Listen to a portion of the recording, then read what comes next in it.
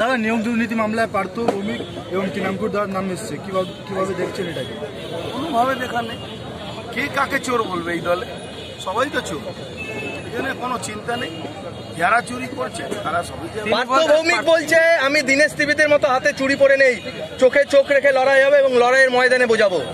আমি তো জানি না আমি কবে বলেছি উনি চুরি করে বসে আছে, আমি তো বলিনি কোনোদিন। আর যদি ওনার নিজের মনে এসছে কি উনি চুরি করে বসে আছেন, আমার কিছু বলার নেই। আমি তো জীবনে বলিনি কি উনি চুরি করে বসে, আমি বলেছি উনি দুর্নীতিগ্রস্ত।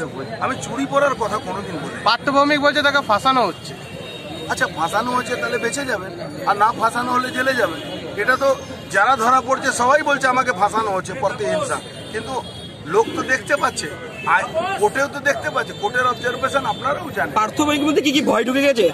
আমি কি করে বলবো? আমি তো ওনার হৃদয়ের মধ্যে নেই যে আমি ওনার হৃদয়ে ভয় ঢুকেছে কি হয়েছে সেটা উনি বলবেন। শুভেন্দু অধিকারীর নামে তিনি কমপ্লেন করেছেন তার লয়ারের মাধ্যমে এবং মেলে দেখেছে, এবং সেই মেল উনি তার সোশ্যাল মিডিয়ায় ছড়াচ্ছেন, দেখাচ্ছেন যে তার পুরো চিঠি সবাইকে পাঠিয়ে, আমাকেও পাঠিয়েছিল। আমি উত্তর দেওয়ার পরে আর তো কোনো চিঠিও আসলো। কিন্তু তিনি তো বলছেন যে চিঠি পাঠানোর পর নাকি আপনি চুপ হয়ে গেছেন। এই তো চুপ হয়ে গেছেন, দেখলেন তো, আপনি শুনলেন তো আমি কত চুপ আছি। ভাটপাড়া আপনাদের একজন কর্মী আগত হয়েছেন দাদা, ও আগুন নিয়ে খেলছে, যারা খেলছে পুলিশ ওদেরকে বাঁচাবার চেষ্টা করছে। ভাটপাড়া দেখুন, ভাটপাড়া ব্যারাকপুর রিয়েকশনারি এই ভুল তৃণমূল যদি করছে তার গাইফিয়ার তৃণমূল কংগ্রেসকে। ছোট ভাইকে সঙ্গে পেলেন পিনাঙ্গু পান্ডেকে, কি মনে হচ্ছে, কি বলবেন?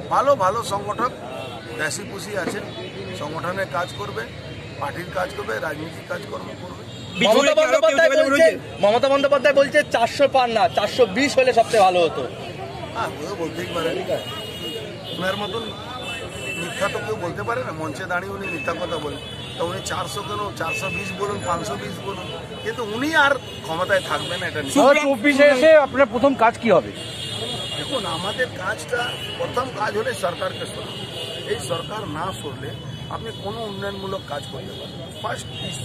ফার্স্ট কাজ আমাদের এবার থাকলো উন্নয়নের কাজ। আমাদের যা ফান্ড আসে, আমাকে জানেন সিএসআর ফান্ড আনতে দেয় না।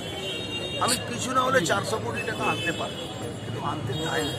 এ তো ভাগ্যিস ভালো আমাদের এখন ডাইরেক্ট ডিএম করে টেন্ডার করে দেয়, নাহলে এরা তো আমাদের কোন কাজই করবে।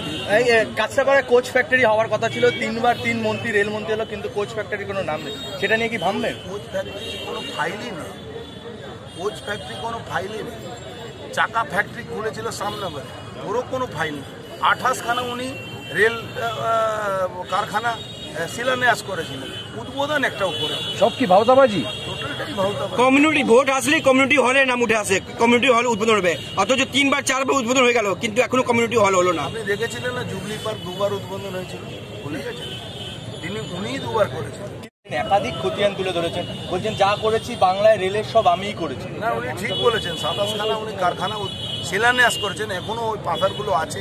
উনি যদি কারখানা দেখিয়ে দিতে পারেন, আমি ইলেকশন থেকে ব্যাক করে যাবো। বিজপুরে কি লোক যোগাযোগ করছে দাদা?